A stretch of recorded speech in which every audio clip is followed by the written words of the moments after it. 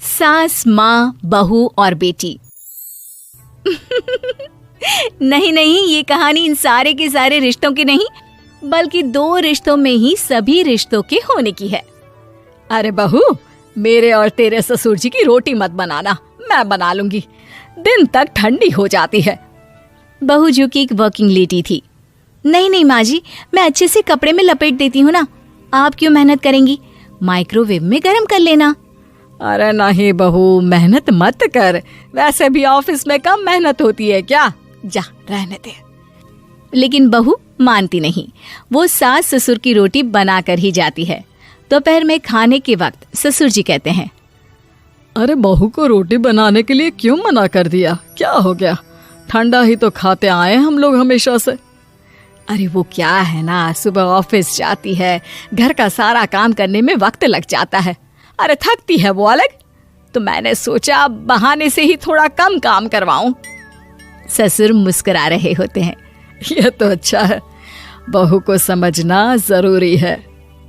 वक्त बीत रहा था, घर में सब खुश थे कि एक दिन, माँ जी आप शाम को थोड़ा टहलने निकला करें, घर पर रह रहकर हड्डियां जाम होती है, पापा को भी ले जाया करिए, मैं वक्त पर तो आ जाती हूँ।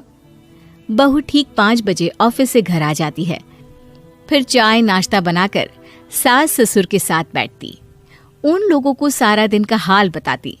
रात को पति घर आता है। क्या बात है बेटा, ऑफिस से आकर कभी हम लोगों के साथ भी बैठा कर। अरे माँ, दिन रात काम करके मन ही नहीं करता, अगले दिन की फिर तैयारी होती है, आप और पापा ही कमरे में आ जाओ। इससे अच्छी तो बहू है, कितना भी थकी रहे, घर आकर हम लोगों के लिए चाय नाश्ता बनाना, फिर बातें करना। बहू ना होती तो हम बुढ़ा बुढ़िया तो बैठे ही रह जाते। सास और ससुर अब बहू के कहने पर शाम की सैर पर निकलने लगते हैं। सास की कई सहेलियां बनती है तो ससुर को भी कुछ बुजुर्ग लोगों का ग्रुप मिल जाता है। कैसा रहा सहेलियों के साथ शाम का वक्त? हम लोगों ने तो भाई खूब योगा किया। अरे हम लोगों को गप्पों से फुर्सत ही नहीं होती। वैसे मिसेस मल्होत्रा आज बहू के बारे में कुछ बोल रही थी। तभी वहां ऑफिस से बहू आ जाती है जो जींस और टॉप में होती है। क्या बात है माँ, क्या कह रही थी आपकी सहेली आपकी बहू के लिए?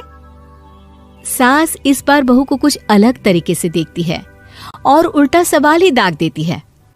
क्या कह रही थी वो हटा, ये बता, तेरे ऑफिस में तो मर्द भी काम करते होंगे ना? बहू जो अब तक मजाक कर रही थी वो सीरियस हो जाती है। मर्द होंगे नहीं माँ जी, मर्द ही ज्यादा हैं, हम 5 ही लड़कियां हैं ऑफिस में। अरे तो अच्छा लगता है क्या ऐसे कपड़े पहनती हो? कल से तुम ना साड़ी पहनकर ऑफिस जाना, और हाँ, शाम का नाश्ता थोड़ा जल्दी बनाया करो, नाश्ता बनाकर बाद में ही ऑफिस के कपड़े चेंज करने जाना। बहू को समझ में नहीं आता कि सास को हो क्या गया है, लेकिन वो कुछ नहीं कहती, सीधे किचन में जाकर चाय नाश्ता बनाती है और सास ससुर को दे देती है। अगले रोज बहू ऑफिस के लिए तैयार होती है तो खूब सुंदर सी साड़ी पहनती है और ऑफिस के लिए निकलने से पहले सास और ससुर के पैर छूती है और निकल जाती है। क्या बात है, आज मेधा के ऑफिस में लग रहा है कोई फंक्शन है। अच्छा, पता नहीं, मुझे तो बताया नहीं, वैसे तो सारी बात करती रहती है। अरे देखा नहीं कैसे साड़ी पहनकर जा रही थी? अरे वो तो मैंने ही बोला है उसे। अरे अच्छा लगता है क्या रोज रोज ऐसे सूट या जींस में जाना? बहू हो, बहू बनकर रहो, और आप भी ना मेधा मेधा मत किया करिए, बहू बोला करिए, सर पर चढ़ जाएगी तो दिक्कत हो जाएगी। सास अब बहू को बहू जैसा रखने लगती है, हर बात पर रोका टोकी, हर बात पर ताने। क्या बात है, आजकल लेट आ रही हो ऑफिस से? अरे चाय के लिए भी देर हो जाती है, हम लोग फिर पार्क में भी देर से पहुंचते हैं। सभी की बहुएं वक्त से चाय नाश्ता करा देती है अपने सास ससुर को, बस एक तू ही है जो उस वक्त ऑफिस से निकलती है। माँ जी, वो एक रास्ता पुलिस वालों ने न जाने क्यों बंद कर रखा है, जिसके कारण ट्रैफिक ज्यादा हो जाता है। मैं कोशिश करूंगी कल वक्त से पहले ही निकल जाऊं। ससुर देख रहे होते हैं कि बहू अब परेशान सी रहने लगी है। एक रोज, मेधा, बेटी मेधा। जी पिताजी। बेटा देख जरा कौन सी टी शर्ट अच्छी लग रही है। वो क्या है ना, शाम को सब बदल बदल कर टी शर्ट पहनते हैं, मैं भी सोच रहा हूँ कि आज कुछ अच्छा सा पहन कर जाऊं। हाँ पिताजी, ये सही है। ये लाल वाली ना बहुत जचेगी आप पर। मेरे पापा पर भी डार्क रंग बहुत जचता है। क्या चल रहा है? अरे ससुर के सामने घूंघट तो छोड़ो, ऊपर से रंग बताया जा रहा है टी शर्ट का। अरे बहू, कोई संस्कार दिए नहीं है क्या तेरी माँ ने? बहू इस बार बहुत निराश हो जाती है। वो वहां से तुरंत अपने कमरे में चली जाती है। अब बहू घर का सारा काम करती, ऑफिस जाती, लेकिन साड़ी और सर पर पल्ला लेकर। एक बार पड़ोसन उनके घर आती है। वाह सुमित्रा बहन, बहू का तो रूप ही बदल दिया। ठीक किया, बहू बहू जैसी ही अच्छी लगती है। अच्छा चलती हूँ मैं। पड़ोसन के जाने के बाद सास बड़ी अकड़ के साथ कहती है, देखा मेरा कमाल, कैसे मैंने मेधा बहू को कंट्रोल में कर लिया।